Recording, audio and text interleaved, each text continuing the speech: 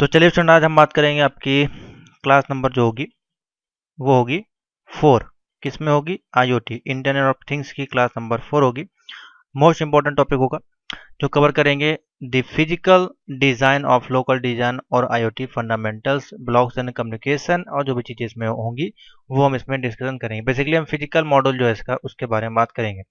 आपको इससे पहले 3 क्लासेस दी गई हैं, उसमें लगभग सारे आपके जो बेसिक टॉपिक हैं ये सारे टॉपिक आपको कवर कर दिए गए हैं।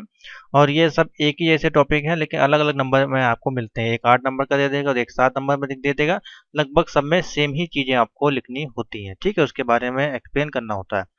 तो आज हम बात करेंगे इसका जो फिजिकल मॉडल है उसके बारे में। तो चलिए, IoT का जो फिजिकल मॉडल्स है या फिजिकल डिज़ाइन है वो क्या होती है, कैसे वर्क करती है उसको देखते हैं। तो यहाँ पे एक हमारे पास डायग्राम देखिए अवेलेबल है जो कि है journal block of IoT device का।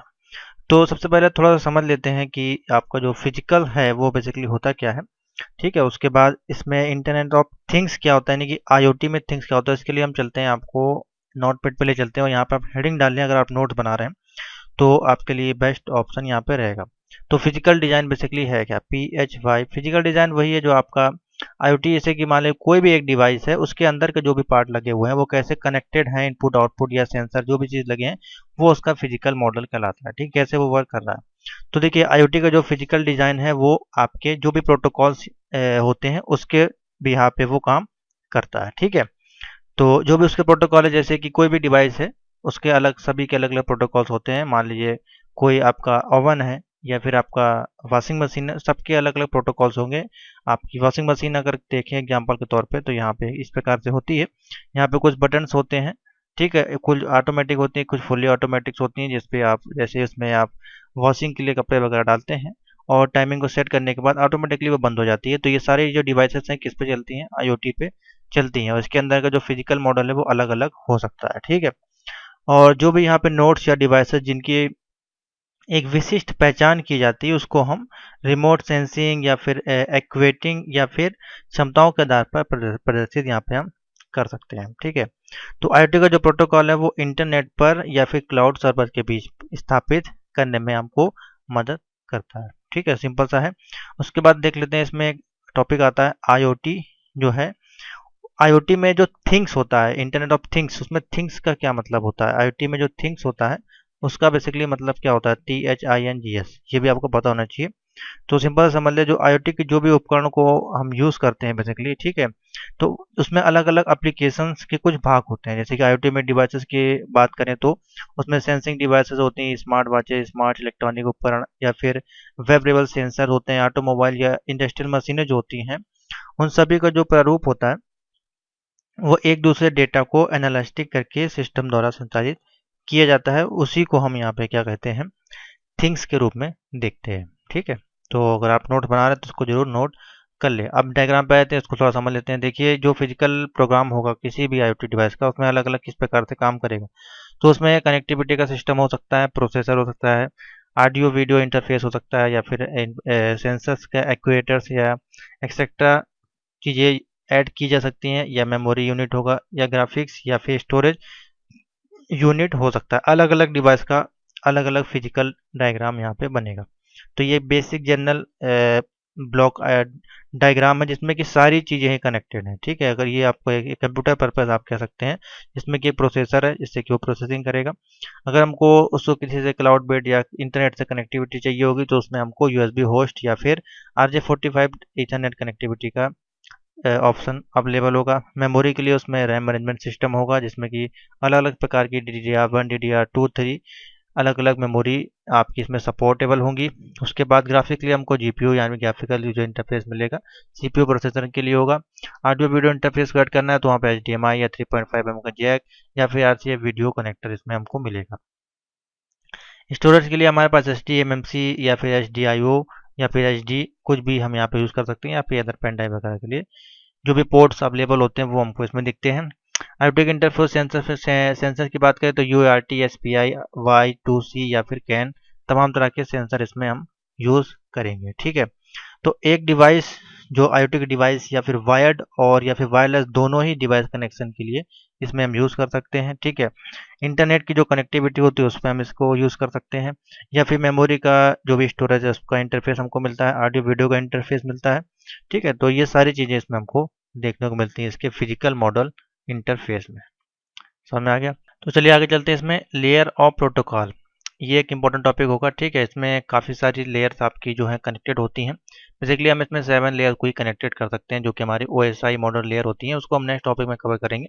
लेकिन इसमें कुछ लेयर्स होती हैं जिस पे हम लोग बेसिकली अधिकतर काम करते हैं। तो पहले हमारे पास है वो है यहाँ पे एप्लीकेशन लेयर, उसके बाद देखिए ट्रांसपोर्ट है, नेटवर्क और लिंक लेयर। अब इसमें अलग अलग प्रोग्राम इसमें हम लोग यूज़ करते हैं। जैसे कि एप्लीकेशन लेयर की अगर बात करें तो इसमें हमारे पास क्या क्या सा ये फॉर्मेलिटीज़ होती हैं, जैसे कि हम HTTP पे काम कर सकते हैं, FTP या फिर SMTP। उसी प्रकार से ट्रांसपोर्ट लेयर तो इसमें TCP और UDP यानी कि user datagram user data protocol पे। ठीक है, user datagram protocol. Network layer में IPv4 या फिर इंटरनेट प्रोटोकॉल वर्जन 6 पे हम काम करेंगे। और लिंक लेयर की बात करें तो इसमें हमारे पास आ जाता है IEEE 802.11 ईथरनेट केबल और IEEE 802.11 wireless network connectivity use कर सकते हैं। ये हमारे इंटरनेट प्रोटोकॉल के अंतर्गत आते हैं। ठीक है, स्मार्ट ऑब्जेक्ट प्रोटोकॉल में हमारे पास एप्लीकेशन लेयर में COAP, ट्रांसपोर्ट लेयर में UDP और नेटवर्क लेयर में 6LOW पेन को यूज़ करेंगे। उसी प्रकार से लिंक लेयर में IEEE 802.15.4E लोकल और मेट्रो नेटवर्क्स को यूज़ करेंगे। ये क्या चीज़ें हैं इसको हम थोड़ा डिटेल में देख लेते हैं। तो सबसे पहले IoT के जो प्रोटोकॉल्स है वो क्या है? IoT के जो भी प्रोटोकॉल्स होते हैं वो इंटरनेट पर IoT डिवाइसेस के जो नोड्स होते हैं उनको क्लाउड सर्वर पे कनेक्ट करने के लिए संचालित किए जाते हैं, जिससे कि वो अपने क्लाउड से वो कनेक्ट हो सके। ठीक है, जो भी इसके नोड्स होंगे या फिर IoT के जो भी डिमांड्स हैं उसमें हम जब कमांड भेजते हैं, ठीक है, तो इंटरनेट पे एक डिवाइस के द्वारा डेटा का आदान प्रदान होता है। ठीक है, जो कि आपको डायग्राम में देखिए यहाँ पे इस प्रकार से दिख रहा है। तो एप्लीकेशन लेयर में कौन कौन सी डिवाइस आ जाएंगी, जैसे कि मैं आपको अगर यहाँ पे दिखाऊं तो वही मैंने आपको बताया, जैसे कि HTTP। ठीक है, HTTP पे काम करेंगे। एप्लीकेशन लेयर की बात करें इसमें आ जाएगा MQTT। ठीक है, और COAP आ जाएगा इसमें आपका, साथ ही DDS, AMQP। ये सारी एप्लीकेशन लेयर के अंदर जो भी प्रोग्राम होंगे वो काम करेंगे। अलग अलग हैं, मैंने अभी आपको जो डायग्राम बताया था वही चीज़ है आपकी ये, तो आप वहीं से समझ लें, ज़्यादा इजी रहेगा, ऐसे आपको समझ में नहीं आएगा। तो अलग अलग है देखिए। ठीक है, एप्लीकेशन लेयर में ये सारी चीज़ें हैं, और भी आ जाती हैं जैसे कि एप्लीकेशन लेयर में, और जैसे कि COAP, जैसे हमने आपको बताया COAP। ठीक है, उसके बाद XMPP। ठीक है, उसके साथ MQTT। ये सारे आपके एप्लीकेशन लेयर में आ जाएंगे। ठीक है, और फिर आपका ट्रांसपोर्ट लेयर है TCP UDP हो गया। नेटवर्क लेयर में IPv4 IPv6 और 6LO, जो भी आपको बताया हमने, ये आपका दोनों AC में आ जाएगा। ठीक है, स्मार्ट ऑब्जेक्ट एक ही में आप ये ऐड कर सकते हैं या फिर अलग अलग भी ले सकते हैं, जैसे कि IP में, और इसको स्मार्ट ऑब्जेक्ट प्रोटोकॉल में हम लोग ले लेते हैं। ठीक है, तो ये क्या क्या चीज़ें हैं इनको भी एक बार देख लेते हैं, जैसे कि IEEE 802.11 यहाँ पे क्या है। ठीक है, इसको देख लेते हैं। तो ये आपका इंटरनेट का सेट टेक्नोलॉजी है। ठीक है, जो कि यूज हम लोग करते हैं वायरलेस लैन के लिए। और इसका जो फर्स्ट स्टैंडर्डाइजेशन किया गया था वो कब किया गया था? 1980 में इसको यूज़ किया गया था। ठीक है, जिसको कि हम लोग IEEE 802.3 स्टैंडर्ड वर्जन के नाम से डिफाइन करते हैं। ठीक है, उसका जो फिजिकल लेयर और मीडियम एक्सेस होता है वो किससे कनेक्ट होता है? मैक एड्रेस से, इसको हम लोग बोलते हैं MAC। ठीक है, मैक या फिर सब लेयर और डेटा लिंक लेयर, और आपका जो वायर्ड ईथरनेट नेटवर्क होता है वो इससे संचालित किया जाता है या परिभाषित किया जाता है। ठीक है, अब इसमें अलग अलग वर्जन आ जाते हैं इसके, जैसे कि अगर हम यहाँ पे बताना चाहें आपको, जैसे कि 802.3। ठीक है, उतना इंपॉर्टेंट नहीं, लेकिन जब पूछा जाए तो आप लिख सकते हैं। अब इसमें आपका जाता है कोएक्सियल केबल आ जाती हैं। ठीक है, जो कि 10 base 5 पे मीडियम पे आपको शेयर करती हैं डेटा को। ठीक है, उसके बाद इसमें अलग अलग वर्जन आपके आए हैं। 802.3.I है, जो कि आपकी कॉपर ट्विस्टेड पेयर आ जाती है। उसके बाद 802.3 है जे, ये आपकी फाइबर ऑप्टिकल आ जाती है। ठीक है, और लास्ट हमारे पास 802.3 AE, ये जो केबल हो जाती है ये फाइबर की ही केबल होती है। इसमें जो आपका डेटा ट्रांसफर होता है 10 GB तक आप इसमें डेटा पर सेकंड ट्रांसफ़र कर सकते हैं। तो अलग अलग ये आपके स्टैंडर्ड हैं इंटरनेट के, और ये आपके डेटा जो शेयरिंग है वो आपको प्रदान करते हैं। ठीक है, अब इसी में आपके बैंडविड्थ आ जाते हैं इन्हीं के अलग अलग मॉडल का अगर बात करें तो 800, अब जैसे कि आपको बताया गया था 802.11, जैसे कि ये था डायग्राम में 802.11 वायरलेस नेटवर्क जो है इनकी बैंडविड्थ क्या क्या होती है। तो 802.11 ए है, ठीक है। इसकी जो बैंडविड्थ होगी 5 गीगाहर्ट्ज तक आपकी ये काम करेगी।